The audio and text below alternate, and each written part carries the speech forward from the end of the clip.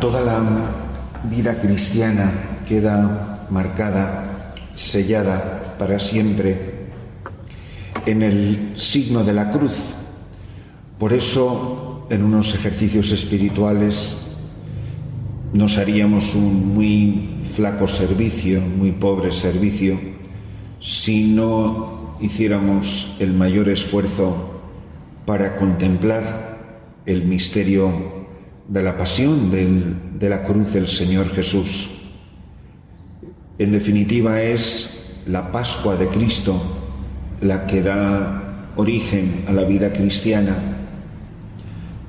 Toda la trayectoria del triduo pascual es una síntesis maravillosa donde desde la época apostólica la primitiva comunidad cristiana ha conmemorado los grandes misterios de la salvación de una manera condensada, concentrada. De hecho, es lo que se celebra en cada misa. Hay mucha gente de un corte quizá más tradicionalista que quiere a toda costa resaltar el hecho de que la misa es el mismo sacrificio del Calvario, etc. Y es eso. Y por supuesto que es verdad. Lo que pasa es que nosotros no celebramos como día sagrado el viernes, celebramos como día sagrado el domingo. Entonces, es la misa, la pasión, la representación incruenta de la pasión de nuestro Señor, de la cruz, del Viernes Santo, del sacrificio de la cruz. Claro que sí, pero eso se resaltaba muchísimo en el Concilio de Trento, precisamente para combatir la herejía luterana. Pero nadie podrá negar que también lo que ocurre en cada misa es el Jueves Santo y sobre todo y por encima de todo la Vigilia Pascual. Que somos hombres y mujeres resucitados, pues porque si la historia hubiera terminado a las 3 de la tarde un Viernes Santo, aquí no estaríamos ninguno, digo yo. Si Cristo no ha resucitado, vana es nuestra esperanza. Entonces, la contemplación del misterio pascual como el fundamento, el sustento, el sustrato de nuestra vocación, de nuestra identidad, de nuestro lugar en la Iglesia. ¿Qué significa este misterio? ¿Puedo decir que para mí la vida es Cristo y Cristo crucificado? ¿O se tendrá que decir de mí, hay algunos de ustedes que andan como enemigos de la cruz de Cristo? Y es el mismo autor, es el mismo apóstol San Pablo, es la mismísima palabra de Dios que dice que hay esas dos clases de personas. ¿Hasta qué punto soy consciente de que fui desposada debajo del madero de la cruz? Y esto iba a decir, no es poesía, sí es poesía porque es lo que dice San Juan de la Cruz en el cántico espiritual. Dice, debajo del manzano donde tu madre fuera violada. Así como en un árbol traicionó la esposa al esposo, es debajo de ese árbol donde fuimos desposados para siempre con Jesucristo y este crucificado. Que la esposa pueda decir que lleva en su carne las huellas de la pasión de Cristo. ¿Hasta qué punto puedo decir eso? Evidentemente no me refiero si somos una réplica del Padre Pío o de San Francisco de Asís. Sí estoy diciendo que efectivamente nosotros estamos viviendo una existencia crucificada, que no es simplemente andar como profeta de mal agüero, sino una persona que es perfectamente consciente de en qué ha consistido el drama de la Pascua del Señor. El Hijo de Dios, que desde el instante mismo de la encarnación, todo lo que Él es, todo lo que Él dice, todo lo que Él hace, tiene valor de redención. Esto lo hemos escuchado muchísimas veces. San Pablo habla literalmente de la doctrina de la cruz de Cristo. Es de lo que escribe, por ejemplo, Santa Teresa Benedicta de la Cruz, ¿no? La sabiduría de la cruz. ¿Es la sabiduría de la cruz la que inspira mi vida, de la que yo de verdad soy una experta?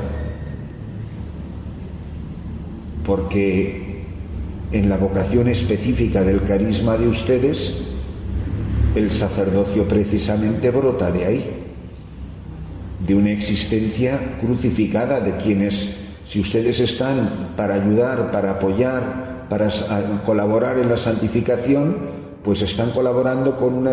De entrada, una de las cosas que yo creo que una oblata debería de saber de memoria es el ritual de órdenes. Yo creo que es de las cosas más bonitas. Si hace mucho que no lo leen así sistemáticamente, relean el pontifical romano, la ordenación de diáconos, la ordenación, porque es que no van a entender su vocación si eso no lo tienen memorizado, exagerando, o sea, metafóricamente hablando, ¿no? Pero cuando ustedes están ayudando a la santificación de hombres que escucharon el día de su ordenación, recibe la ofrenda del pueblo cristiano, cuando ahí el pobre monaguillo o el acólito tiene una bandeja con un cáliz y una patena que le está entregando el obispo al candidato. Imita lo que conmemoras y configura tu vida con la cruz del Señor. Eso es el sacerdocio, y eso es a lo que ustedes están destinadas a colaborar, ¿no? Entonces, si ustedes no tienen esta sabiduría de la cruz de Cristo, ¿cómo van a colaborar con los presbíteros? Entonces, yo les animo, y seguro que lo habrán hecho, y la consagración, las cosas que dicen el ritual, lo que dice el pontifical romano, lo que dicen, por ejemplo, las notas anteriores, que es un taco de páginas antes de donde empiezan ya lo ritual, vamos, es de las lecturas más fructuosas que puedo imaginarme a una oblata leyendo, porque es entrar en el misterio del sacramento del orden. No nos están ayudando desde fuera, nos tienen que estar ayudando desde dentro del misterio del sacerdocio de Jesucristo, común de los fieles y sobre todo ministerial. Esta es, se dice, es una expresión un poco pedante en teología, esta es la clave hermenéutica para entender el Evangelio. Clave hermenéutica quiere decir es la clave de interpretación. Quitas esto y no entiendes nada del Evangelio. Jesús sería un Gandhi que pasó por aquí invitando a la paz universal. Pero la cruz es la suprema epifanía del amor de Dios. Y por eso, donde se hace presente el misterio de la cruz, por definición, que es en el misterio de la Eucaristía, es donde precisamente captamos en toda su profundidad este misterio. Por eso la predicación apostólica está fundada en la cruz de Jesucristo. Yo no me precié de saber entre ustedes, dice el apóstol, otra cosa que Cristo y este crucificado. O sea, yo conozco al crucificado, tengo experiencia de amistad, de intimidad con el crucificado. Y es un gran misterio, incomprensible para la gente de su tiempo, como lo es incomprensible para la gente del nuestro. Escándalo para los judíos, locura para los gentiles, pero es fuerza y sabiduría de Dios para los llamados, sean judíos o griegos. ¿Qué es la cruz para el creyente? Es fuerza y sabiduría de Dios. Sapiencia crucis, la sabiduría de la cruz, el que ha saboreado el misterio. Bueno, ¿hasta qué punto esto está en el centro de mi vida espiritual? ¿En qué consiste este gran misterio? Pues en que una persona divina llegó a morir de verdad, en la carne del Verbo. Parece imposible, parecerá irreconciliable. Y sin embargo, es la verdad que predicamos. El Hijo Divino encarnado que experimentó la suprema humillación de la muerte y muerte de cruz. Una muerte horrible, ignominiosa. Y sin embargo, los judíos incrédulos son capaces de ver en esa infamia la revelación de que en verdad este hombre era el Hijo de Dios. Por lo tanto, yo solo seré capaz de reconocer que Jesús es el Señor, el Kyrios, en la medida en que contemplo el misterio de la cruz y de la crucifixión. Mateo 27:43 es un buen ejemplo. Lo dirá también el centurión, ejemplo de los paganos, no de los judíos, Marcos 15:39. Verdaderamente este hombre era hijo de Dios. ¿Cómo van a creer? ¿Cómo se van a convertir los sacerdotes? ¿Cómo van a crecer en santidad si yo no estoy inserta en este misterio? Y viviéndolo en activo, viviéndolo en el aquí y ahora de mi vida. ¿Por qué es un gran misterio esto que contemplamos? Porque es el Padre el que ha decidido la muerte del Hijo, no es ni Pilatos, ni Herodes, ni los sumos sacerdotes, no. Es para que se cumpla el cáliz que mi Padre me da a beber. No es el cáliz que me han dado a beber los sumos sacerdotes. No. El protagonista de esta historia es mi Padre. El que ha escrito el guión es mi Padre, no las circunstancias de la vida y no estos personajillos que se creen muy importantes. Es el Padre el que decide la muerte de su Hijo amado. Él nos amó a nosotros y envió a su Hijo como víctima expiatoria de nuestros pecados. Primera de Juan 4:10. El que no perdonó a su propio Hijo, sino que lo entregó por todos nosotros. Romanos 8:32. Siempre queda la pregunta, ¿cómo es posible que la suma abominación de la cruz sea según los designios de la prescencia de Dios? Hechos 2:23. En la más grave infamia se esté cumpliendo el plan del Padre. Y sin embargo ha sido así, que ha venido a dar cumplimiento a lo que habían anunciado los profetas, que su Mesías debía de padecer, en los Hechos 3:18. Y en la cruz, sin duda, se descubre que fue para Cristo, y lo repetirá hasta la saciedad, el mandato del Padre. En el Evangelio de San Juan recuerdan cómo desde las bodas de Caná se está repitiendo la expresión mi hora. No ha llegado mi hora, hasta que va a decir ha llegado la hora. Llegada la hora de pasar de este mundo al Padre, ¿recuerdan? No se pasa de este mundo al Padre, sino es reviviendo la Pascua de Jesús. El grano de trigo que cae en tierra y muere. El racimo de uvas que se pisa en el lagar. Y si no, no hay pan y vino. Y así como no hay especie sacramental, que es el pan y el vino, si el grano no se tritura en el molino y la uva no se pisa en el lagar, así no hay oblación de oblata que valga si el grano de trigo y el racimo de uvas no es molido y pisoteado en el lagar. De la vida, de las circunstancias, del plan, del designio que el Padre tenga, hermanas, para cada uno de nosotros. Es precisamente la cruz para Jesucristo este diseño, este mandato del Padre, donde es obediente, fue obediente hasta la muerte, en el misterio de la cruz, Filipenses 2:8. Y gran misterio es que la obra más santa de Dios, recuerden que hemos hablado de esto, confluye con la obra más criminal de los hombres. Y lo dirán los Hechos de los Apóstoles. En aquella hora de tinieblas, en aquella hora abominable, los hombres matamos al autor de la vida. Hechos 3:14.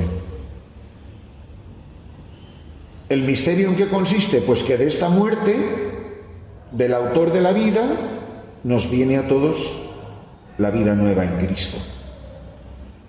Si tú no hubieras muerto, yo no estaría vivo. Si tú no hubieras muerto por mí, yo no tendría esperanza.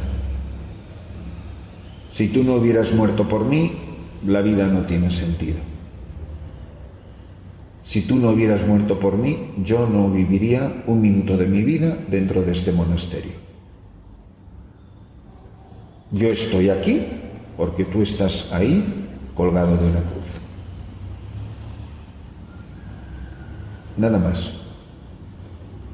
Mi vida, mi vocación, mi historia, la única vida que voy a vivir, solo tiene esta clave hermenéutica, esta explicación, que es el Señor crucificado. Y gran misterio es que la cruz espantosa de Cristo es la causa de la salvación de todos los hombres. Él ha pagado el precio que yo no podía pagar. Hermanas, ya pueden hacer todas las penitencias, todos los sacrificios, nada de lo bueno que tú hagas podrá pagar el precio de la deuda que tienes por tus pecados. Si no, me salvaría yo por mis buenas obras. Pero no hemos salido de esta situación de pecado nosotros por nuestras fuerzas. Nos han sacado el inocente que ha pagado por el culpable. La deuda que tengo contraída por mi traición, por mi infidelidad, por mi pecado, que la ha pagado él al precio de su sangre, la sangre del Cordero inocente. La cruz, que es, por ende, expiación, lo que acabo de explicar, es el pago de mi redención. Alguien ha pagado la deuda que yo no podía pagar. Y es expiación de todos los pecados de todos los hombres, desde Adán y Eva hasta el último que venga a este mundo.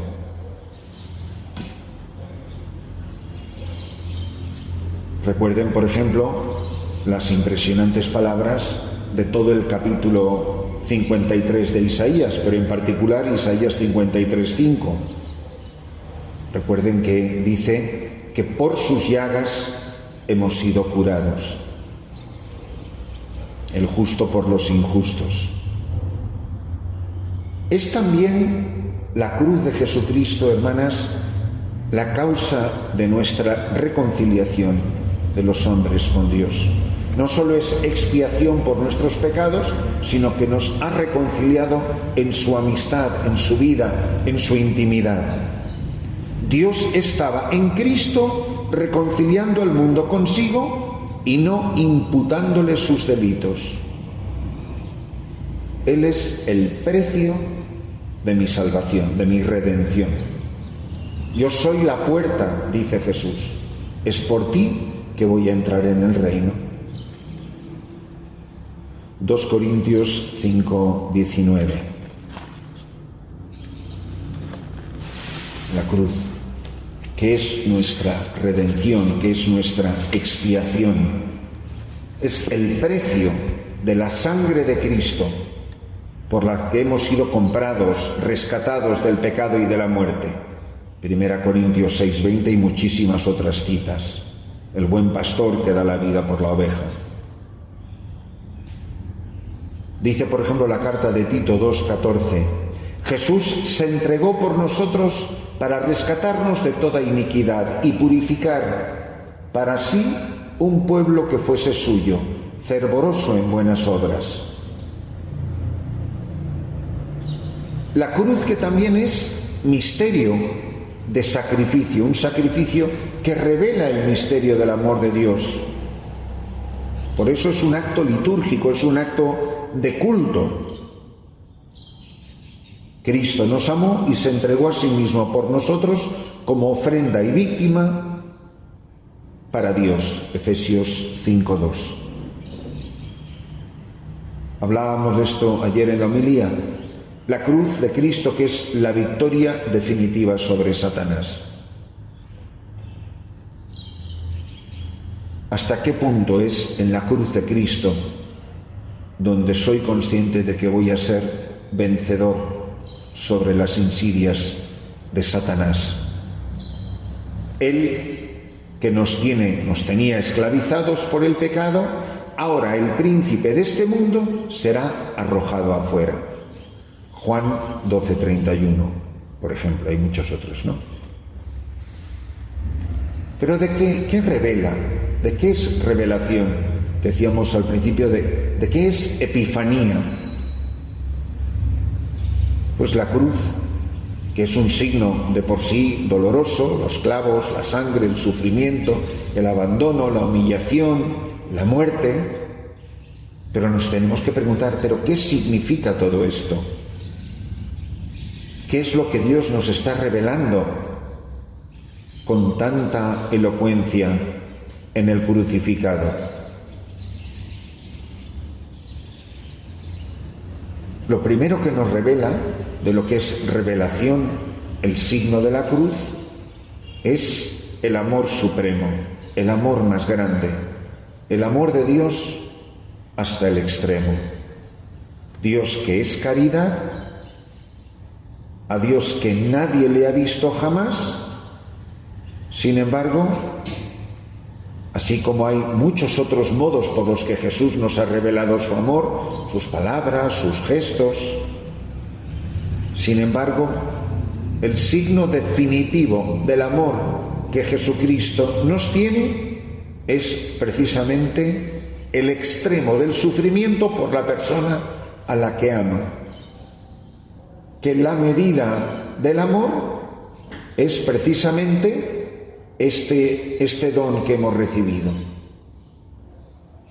Que este don recibido es para nosotros causa de redención eterna.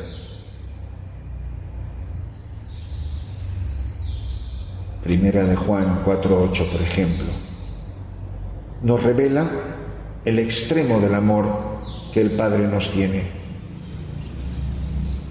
Y el Padre quiere que cada uno de todos conozcamos el amor que el Padre nos tiene. Por eso a cada uno nos lo revela su Hijo.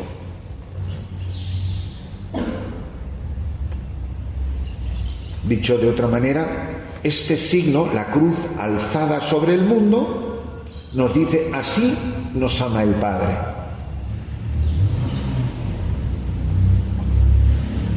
Dios acreditó su amor hacia nosotros en que, siendo todavía pecadores, enemigos suyos, murió por nosotros. Romanos 5:8.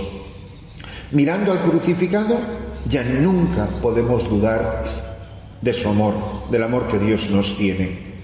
Así como el signo siempre va a estar ahí frente a nosotros, nosotros nunca podremos dudar del amor que Dios Padre nos tiene a cada uno de nosotros. La cruz nos dice: mira cómo te ama el Padre.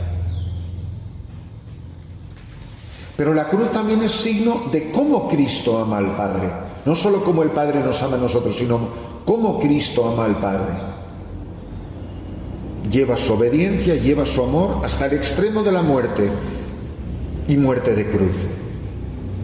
Por eso, refiriéndose a su cruz, Jesús, antes de morir, dice: conviene que el mundo conozca que yo amo al Padre y que según el mandato que me dio el Padre, así hago. Yo quiero que todo el mundo sepa que yo amo al Padre.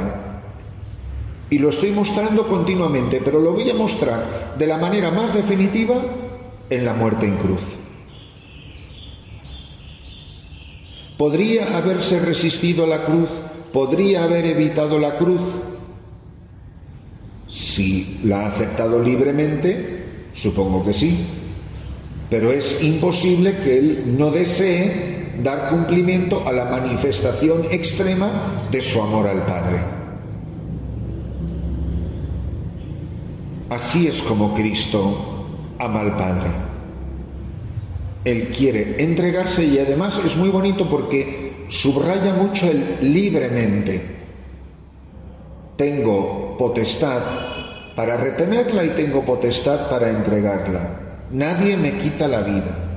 El Hijo del Hombre la entrega libremente.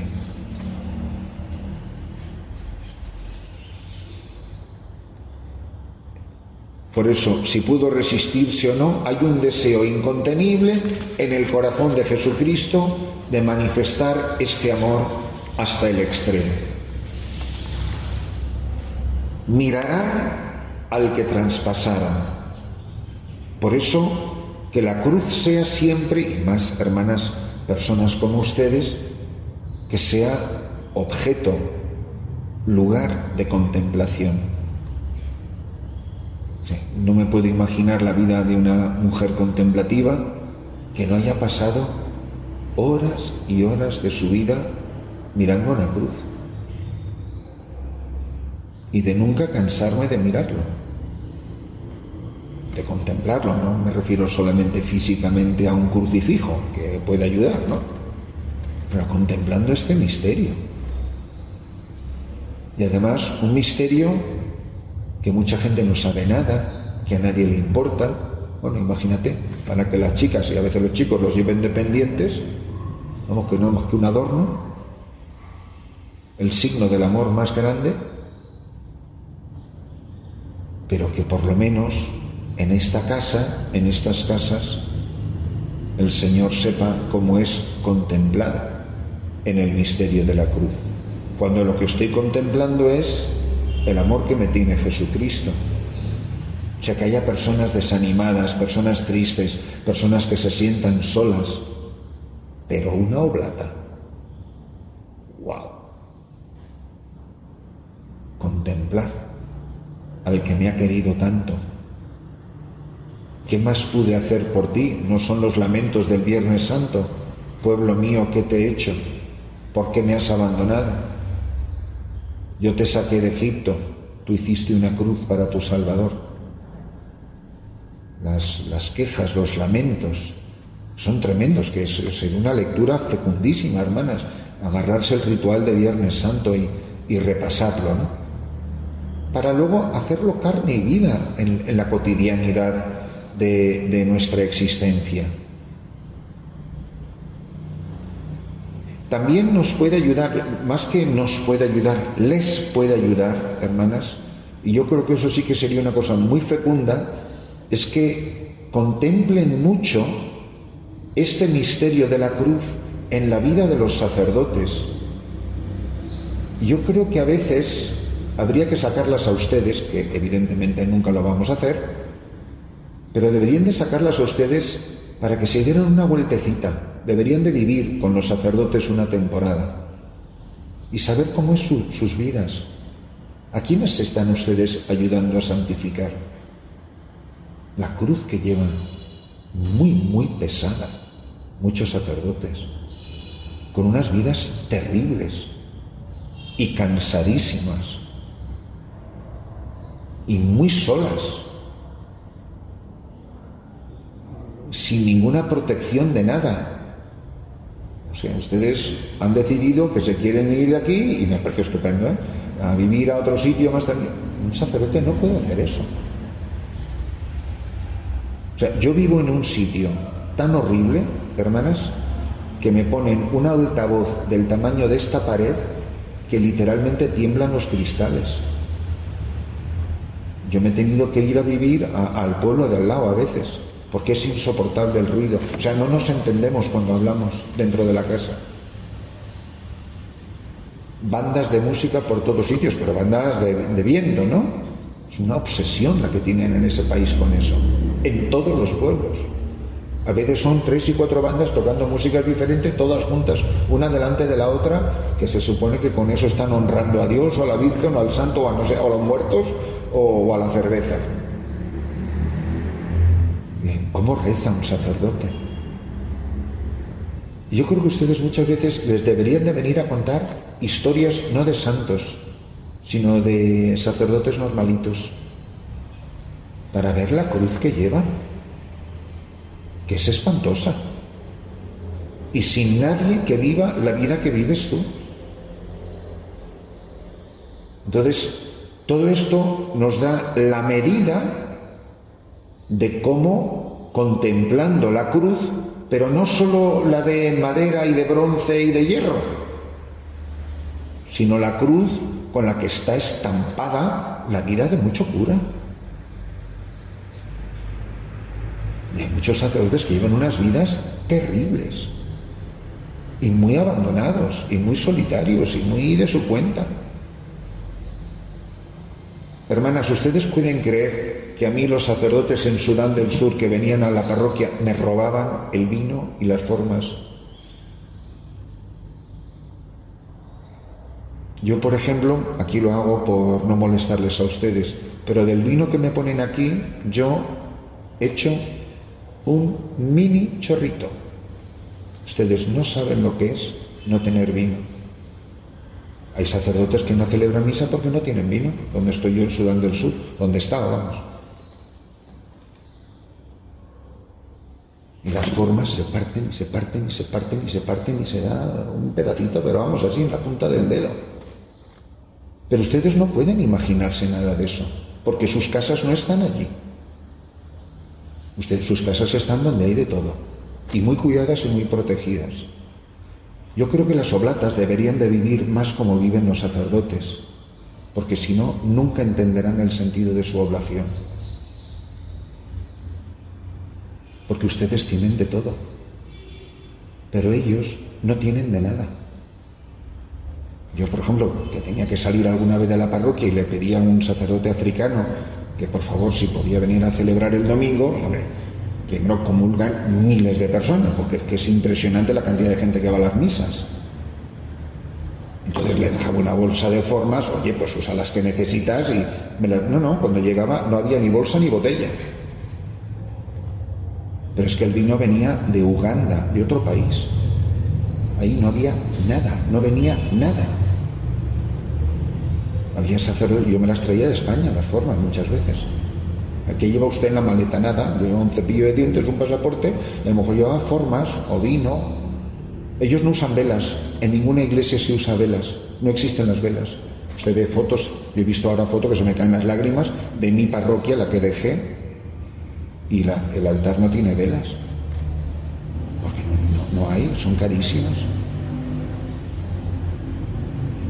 Ustedes no tienen ni idea cómo viven los sacerdotes. Y entonces yo me quedo pensando, pero ¿cómo vas a entregar la vida si no sabes por quién la estás entregando? Si no sabes cómo es su vida. Yo creo que ustedes deberían de conocer las vidas de los sacerdotes, las vidas reales, donde no hay de nada. O sea, en todo Sudán del Sur, en todo el país, no hay una comunidad contemplativa. O sea, no saben los sacerdotes, o sea, no tienen concepción de lo que es una comunidad contemplativa. De ninguna marca, de ningún color, ni de ningún sabor, ni de ningún hábito. Ni idea. Son cosas que tú habrás oído, que existe o lo que sea. No tienen ni idea. Porque como ninguna comunidad quiere ir ahí, nadie quiere ir a estar con los pobres. Nadie quiere ir a dar testimonio de esta vida. Pero ahí están esos pobres curas. Ahora, yo he tenido la suerte de tener a un diácono que ahora mismo es el rector del seminario menor, el padre Abel, de un cariño enorme. Y yo lo que he vivido con ese chico es que no lo voy a olvidar jamás, porque además justo llegué para su ordenación de diácono. Y el obispo me lo mandó a mí como diácono, lo tuve primero como diácono y después estuvo como 6 meses recién ordenado, conmigo los primeros 6 meses, y me dice, pero si yo no hubiera vivido contigo, yo no sabía lo que era ser sacerdote. Dice, pero padre, es que nosotros nos hemos formado en la selva, hemos vivido escondidos. El actual obispo, el que me recibió a mí, dice, el obispo, Monseñor Eduardo, era el rector del seminario, pero estuvimos mucho tiempo escondidos en la selva para que no nos vieran los rebeldes. Bebíamos agua de lluvia, comíamos las hojas de los árboles. Usted no sabe, padre, el miedo que hemos pasado, si nos iban a matar, si nos iban a oír, si nos iban a encontrar. ¿Ustedes saben cómo viven los sacerdotes? No tienen ni idea, hermanas, lo que es la vida real de los sacerdotes, no los que hemos salido pulcros de la famosa fábrica del seminario de Toledo. No tenemos ni idea lo que estos hombres han pasado y lo que están pasando ahora mismo. Y así hay muchísima gente que lo está pasando horriblemente mal. Dice, Padre, tú no sabes lo que es el miedo y la crueldad de los rebeldes y las cosas que nos hacían cuando nos encontraban. Y así hay muchísimas personas que están llevando una cruz muy pesada. Y todo esto viene en el contexto, hermanas, de contemplar la cruz de Jesucristo, pero contemplarla en carne y hueso. ¿Y dónde la va a contemplar mejor en una oblata que en la cruz, que es la vida de un sacerdote? Si nacieron para eso. ¿Cómo me vas a ayudar tú a mí si tú no tienes ni idea de cómo es mi vida? Es una especie de cosa mágica, que hay un tubo que hace que llegue la gracia hasta la selva desde General Arenaz. ¿Así es como es? No es así.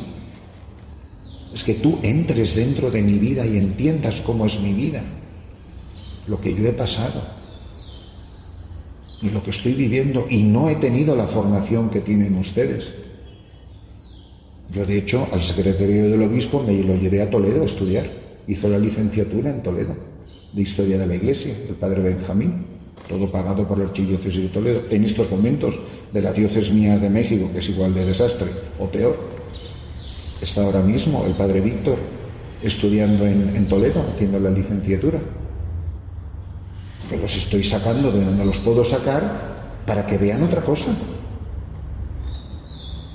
Si ellos no tienen ni idea de lo que es el celibato, porque nadie se lo ha explicado, ni lo han visto vivir a nadie. A mí me ha dicho el padre Abel, si yo no te hubiera conocido, yo tendría ya mujer e hijos. Pero yo vi cómo tú vivías de otra manera. Y eso fue su diaconado. Imagínense todos los años que pasó este pobre chico. Él vio cómo mataron a su madre, los rebeldes. O sea, son unas historias, hermanas, de unos sufrimientos, de unas heridas en el corazón, que no sabes cómo respiran cada mañana.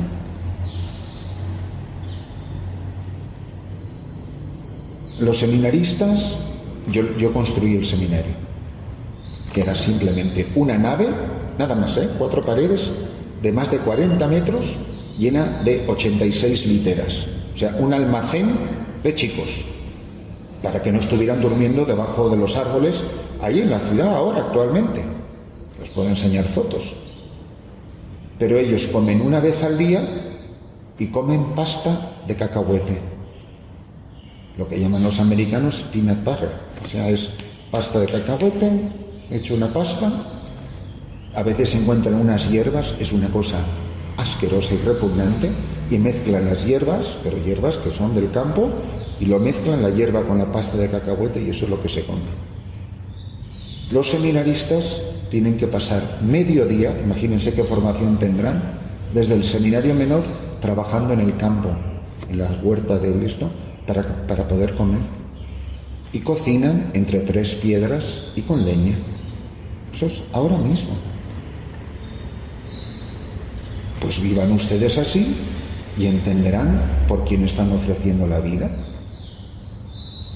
Pero como no quieren abrir casas en sitios pobres, pues nunca lo van a entender. Que es que no hay. No es que nosotros en nuestras constituciones. No es que las constituciones, es que no hay. La pobreza no es que yo elijo no tener, que es como una comedia en el fondo, sino que eso estará bien para la austeridad. La pobreza es no tener, que ellos no tienen. Ellos estudian con lámparas de aceite, porque no tienen electricidad. A veces tienen el generador, por ejemplo, pero no tienen para comprar el combustible. Entonces, contemplar la cruz de Jesucristo para una oblata es algo muy particular, porque la contemplarás allí donde está el carisma de tu vocación, que es en la vida de ese pobre sacerdote. ¿Y nosotros qué decimos cuando yo les cuento que tiene mujer e hijos? Es que, ¿cómo están los sacerdotes? ¿Cómo están los sacerdotes? Pues vete a vivir donde viven ellos y a lo mejor entenderás un poquito mejor por qué la Iglesia está así. Y lo triste es que hay miles de vocaciones, hermanas, miles, solo que no hay nadie que vaya a formarlos. ¿Por qué? Porque nadie quiere ir, porque no hay misioneros. En el año 64, los capuchinos de Lombardía, que es la región de Milán, solo esa provincia de los padres capuchinos mandó 45 misioneros juntos a Etiopía. Vayan a ver cuántos han mandado. Los padres combonianos, que son como los misioneros de África por antonomasia, no tienen una sola vocación en Europa. El comboniano más joven que yo conocí en Etiopía era un español. Se me ha olvidado el nombre, un encanto de hombre. Llevaba 40 y tantos años ahí. El más joven tenía ya los 70 cumplidos. Había sido profesor del seminario del cardenal cuando el cardenal era seminarista. Porque nadie quiere ir. Porque todos queremos guardar, preservar la vida. No queremos ir a perder la vida por el reino. Yo creo, a mí me encantaría un día publicar, y creo que las tengo todas guardadas, todas las cartas que yo he escrito o que ha escrito a petición mía los obispos con los que he trabajado a congregaciones religiosas pidiendo fundaciones. Nunca, jamás nadie ha venido. Tengo los nudillos pelados de llamar a puertas de casas religiosas. Y todas las conversaciones son así. Somos muy pocas, somos muy jóvenes, somos demasiado jóvenes, somos ya muy mayores. Y luego las conversaciones de que van a vivir a las hermanas. Siempre es ellas, ellas, ellas, que las hermanas estén bien. Si se enferman, entonces ¿qué va a pasar? Pero si tienen que ir a España, ¿eso lo pagaría usted? Mire, es unas conversaciones que parece que estás negociando con gitanos en el rastro. Ellas, ellas, ellas. Lo único que importa es el bienestar de las hermanas. Usted, tal cual, usted, esto me pasó con una congregación de Kenia. Pero entonces, ¿ustedes les daría un sueldo a las hermanas o tendrían un...? Yo cuando llegué a la misión, ¿ustedes se creen que el obispo sabía si yo tenía cama? Ahora donde yo estoy, a mí me acaba de mandar un obispo hace un año y medio, que tampoco es en el siglo IV, y el obispo nunca supo, nunca me ha preguntado, ni me dijo. Le pedí a las hermanas, yo dormí dentro del convento de 2 religiosas, compartía el baño con ellas, hasta que pudimos organizar, me dieron una casita donde estaban todas las cajas de cerveza y los instrumentos musicales de la banda del bendito apóstol Santiago. Y así fue como empezamos. Y estas hermanas, de verdad, nunca se lo podré agradecer, una caridad extraordinaria. Ellas estaban en el piso de arriba, o sea, las hermanas que trabajan conmigo, las paredes de ellas son de madera, son de tablas, no tienen ventanas de cristal, son unas ventanas de madera. Ahora que hemos pasado este ciclón, que ellas estaban en su casa madre, que yo fui, estaba toda la habitación y la capilla de ellas toda encharcada de agua. No se hacen problema de nada. Entonces, yo creo que es muy importante esta contemplación de la cruz de Jesucristo, pero en el lugar donde su carisma dice que lo contemplen.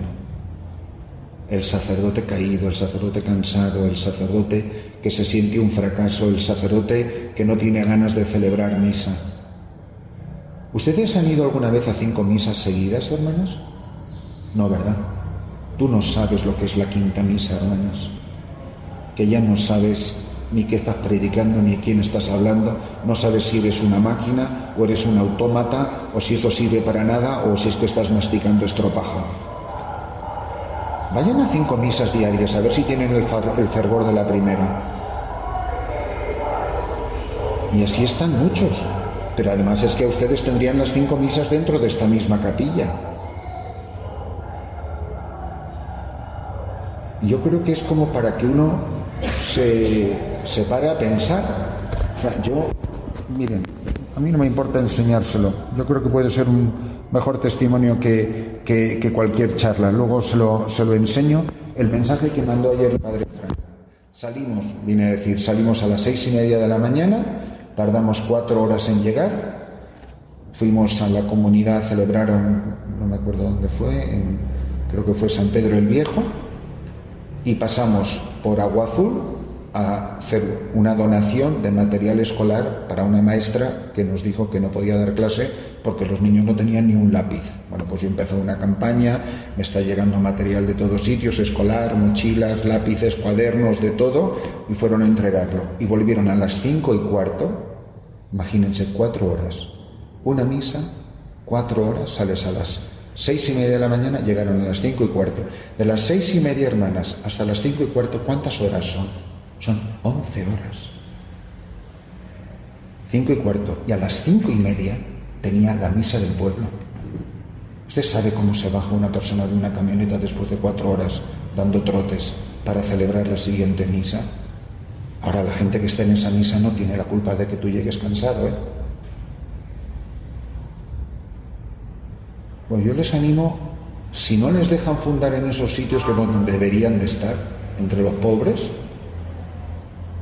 hermanas, por lo menos que les dejen irse a dar una vuelta, para que su imaginación, que cuando estén aquí rezando, tengan la fotografía de lo que ustedes vieron, que les cuenten sus vidas,